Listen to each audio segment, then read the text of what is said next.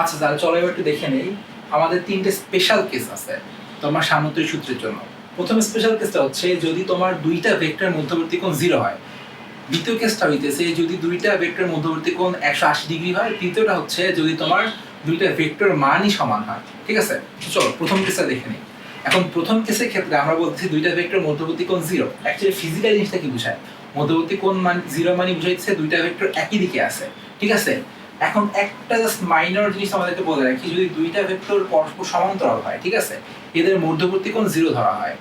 কারণ একটু চিন্তা করো, তোমার যদি এই ধরনের জিনিসপত্র সমস্যা হয় তাহলে কি করবা? তৃতীয় কাউকে ধরে চিন্তা করবা।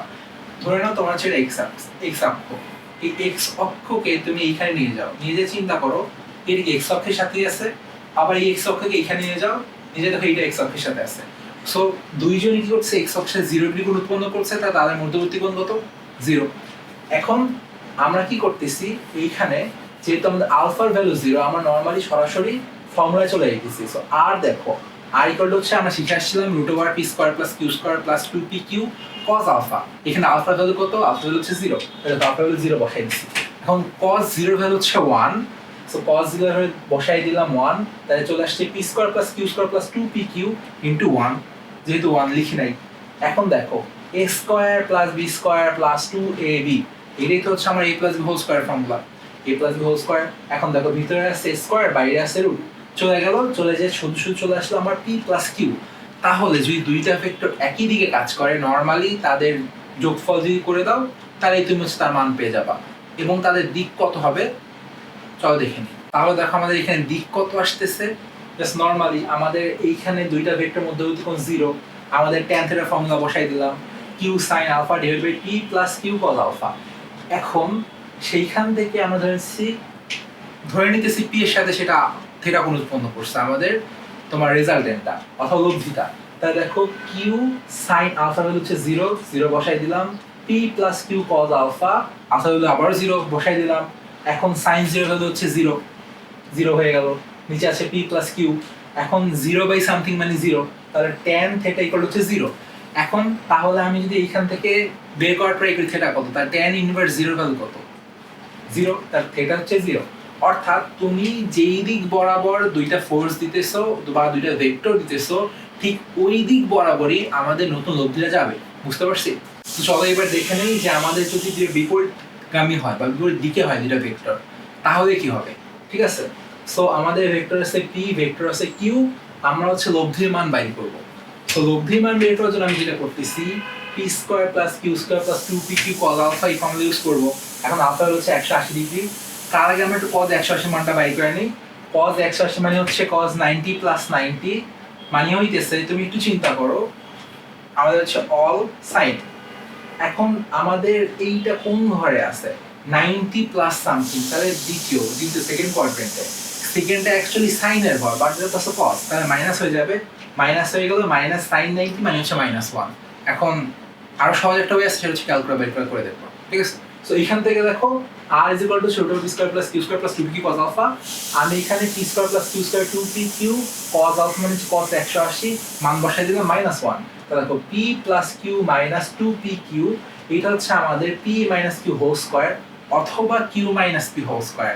ঠিক আছে, একটু চিন্তা করে দেখো যাদের এখানে সমস্যা হইতেছে, তোমার 2 - 4 হোল স্কয়ার, এইটা কত? এটা 4। আবার চিন্তা করো 4 - 2 হোল স্কয়ার, এইটাও তো 4, তাই না? তাহলে এই যে ঝামেলাটা হয় সেইটা হইতেছে তোমার যে কেউ বড় হইতে পারে, এই জন্য অলওয়েজ কি করবা, মাঝখানে একটা ডিফারেন্স চিহ্ন দিয়ে দিবা। ডিফারেন্স চিহ্নতে যেটা বুঝাবে তোমার অ্যাকচুয়ালি যেইটা বড়, তোমার ভেক্টরটার লব্ধিটা হবে সেই দিকে। বুঝতে পারছো? এই যে হচ্ছে ডিফারেন্স, যে দুইটার বিয়োগফলের জাস্ট তোমার কি বলে ধনাত্মক ইয়েটা মানটা নিচ্ছি আমরা। বুঝতে পারছি? সো আই থিঙ্ক যে দুইটা ভেক্টর বিপরীত দিকে হইলে তাদের মান যে আসলে নর্মালি জাস্ট বিয়োগ করলেই বের হয়ে যাবে, এটা তোমার বুঝতে পারতেছো আগে থেকেই, কমন সেন্স। ঠিক আছে, তাহলে এখন দেখে নিই যে আমাদের p আর q যদি দুইজনই সমান হয় তাহলে এদের লব্ধি কিরকম হয়, আর এদের লব্ধির দিকটা হচ্ছে অ্যাকচুয়ালি বেশি ইম্পর্টেন্ট। ঠিক আছে, চলো তাহলে এবার থার্ড স্পেশাল কেসটা দেখে নেই। থার্ড স্পেশাল কেসে বলা হয়েছে যে তোমার দুইটা ভেক্টর আছে p আর q, যেখানে p আর q এর মান সমান, দিক না। সো এখান থেকে তুমি একটু কেয়ারফুলি মনে রাখবা যে P vector is not equal to Q vector, কারণ পি ভেক্টর আর কিউ ভেক্টর যদি সমান সমান হয় তাহলে তাদের মান ও দিক দুইটাই সমান, এখানে শুধু মান সমানের কথা বলা হয়েছে, ঠিক আছে? সো নর্মালি আমাদের দুইটা ভেক্টর, একটা হচ্ছে পি একটা কিউ, এখন এটা একটা লব্ধি গেছে, সেই লব্ধিটা হচ্ছে আর।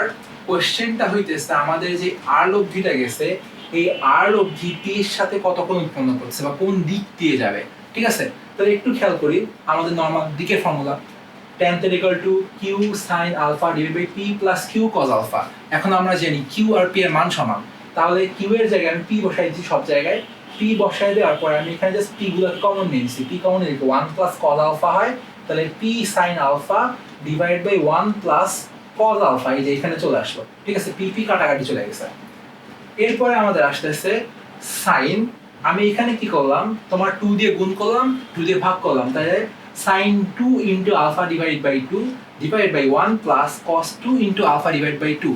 এখন দেখো cos এর আমি একটা ফর্মুলা লিখে দিচ্ছি তোমাদেরকে, cos 2a is equal to হচ্ছে 2 cos square a minus 1, অর্থাৎ এইখানে আমাদের যেই কোণটা থাকে এইখানে তার অর্ধেকটা থাকে। সো এইখানে আমাদের যেহেতু ছিল cos 2 alpha divided by 2, তাহলে হচ্ছে আমি এখানে কি করছি 2 cos square alpha minus 1 এই ফর্মুলাটা ইউজ করে দিলাম।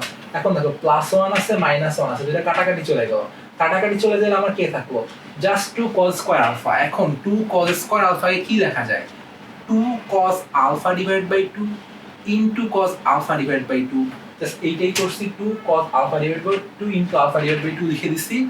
এখন আমাদের এই যে আগের ফর্মুলাটা ছিল 2 sin alpha divided by 2 into cos alpha divided by 2, এটা ইউজ করলাম, দেখো cos alpha divided by 2 cos alpha divided by 2 কাটাকাটি চলে গেল, 2 আর 2 কাটাকাটি চলে গেল। এখন দেখো sin alpha divided by 2 divide, আর এখানে আসতেছে divided by cos alpha divided by 2, sin by cos কে আমরা কি বলি, tan, তাহলে এখানে আসলো tan alpha by 2। এখন এইটা কি ছিল আসলে tan θ না, তো tan θ ইকুয়াল টু হচ্ছে tan alpha by 2, θ equal to কত, alpha by 2। তাহলে আমরা বুঝতে পারছি যে আমাদের দুইটা সমান মানের ভেক্টর কাজ করে, তাহলে মধ্যবর্তী যেই কোণ লব্ধিটা হবে ঠিক মাঝখান দিয়ে চলে যাবে। তোমাদেরকে কয়েক ক্লাস আগেই বলছিলাম যে মাঝখান দিয়ে চলে যাবে, এখন তোমার ম্যাথমেটিক্যালি প্রুফ দেখে নিলা যে আসলেই মাঝখান দিয়ে যায়, ঠিক আছে? তাহলে থ্যাংক ইউ, আজকে এই পর্যন্ত।